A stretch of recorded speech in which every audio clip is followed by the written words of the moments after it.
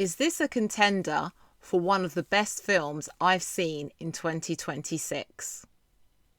Hi and welcome to Chi Chi's Cinema Club. My name's Chinwe, aka Chi Chi, and I love going to the cinema. On this channel, I don't only review new films, I ask if they're actually worth the trip. Today I'm asking if the film Tuna, and no, not the fish, is worth the cinema trip. The film Tuna stars Leah Woodall as Nicky, a piano tuner apprentice. He goes around with Dustin Hoffman, who plays his mentor dad figure, Harry, and they visit different places, tuning pianos for a wide range of clients. Nicky was a piano prodigy and he stopped playing around the age 7. He has a condition called hyperacusis, which makes noises around him sound literally 10 million times louder than normal. Hence he wears earplugs. But despite this, he has a gift. He can hear different sound pitches and notes very accurately. In the film, we see him going from house to house fixing pianos. However, Harry ends up in hospital and has to pay huge hospital fees. While on one of these piano tuning jobs, Nicky comes face to face with Yuri, a so-called home security specialist, who is in fact a thief. Because of his hearing abilities, Nicky learns how to crack a safe, having done this previously for Harry.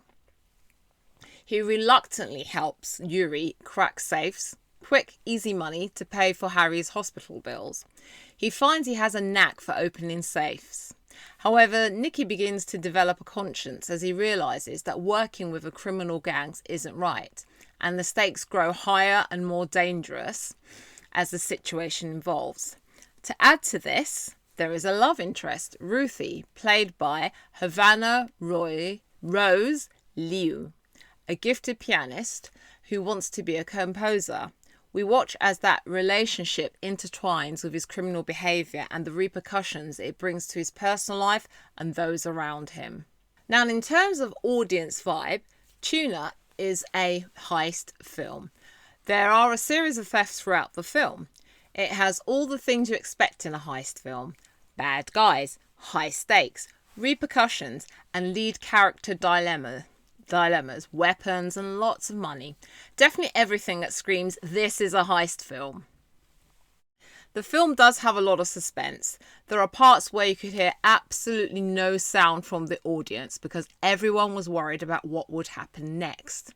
Even I was leaning forward in my seat wondering what was going to happen. The story escalates, and what I liked was that this could happen to any ordinary person. It's just a set of circumstances that you're dealt with. You start to think, what would I do in this position? You could see it's not a good idea to get involved in the criminal underworld. Now, if you like heist films, this is definitely one for you. But it does have this retro vibe. You know, it reminded me of similar to films from the 1970s or 80s. And it definitely felt in that similar vein. And I think that's what makes this film stand out for me. Now, in terms of cinematic moments, this film was suspenseful from beginning to end. I liked the pace. It kept me engaged. There were many close-up shots that showed the intimacy between the characters. The relationship between Nicky and Harry was very sweet. You root for Nicky's character, wondering how he's going to manage with his hearing disability in certain situations. The film reminded me of a French cinema. Even though it's set in America, there are moments you can see what happens when you try to double-cross criminals. The film does lean into that on occasion. They explained Nicky's hearing issue really well. He wears earplugs to stop too much sound, but when he isn't, you really feel for him. There are scenes where they take his earplugs off and you just think, what's going to happen? As I said, great pace, and I love the washed out colour cinematography. Now, in terms of what stayed with me with this film, it was the ending. It was absolutely unpredictable.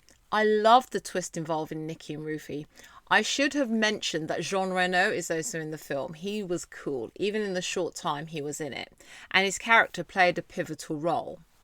I have to say though, the film did fall into the stereotype zone about people with non-American accents and foreign people being criminals.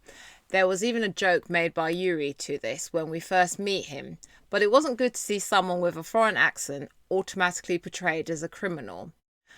That was one thing I would flag. The film leans into stereotypes. The good white guy and the criminals are all ethnic minorities.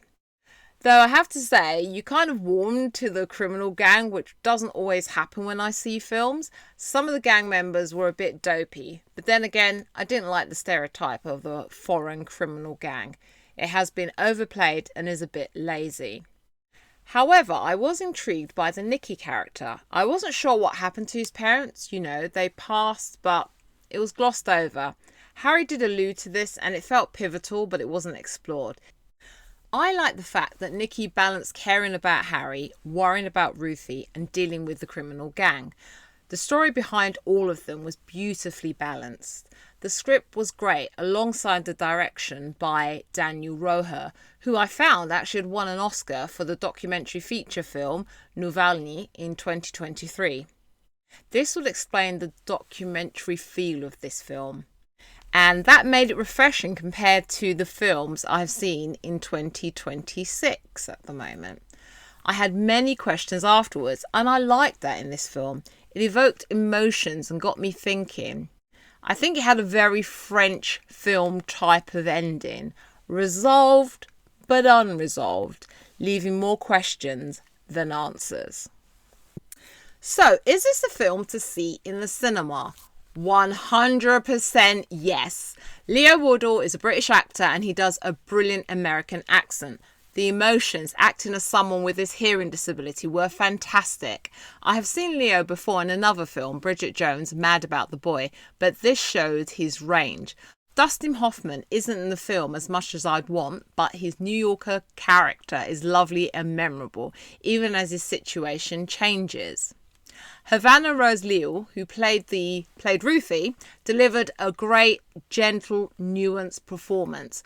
I look forward to seeing her in other films, but this was a fantastic introduction to her for me.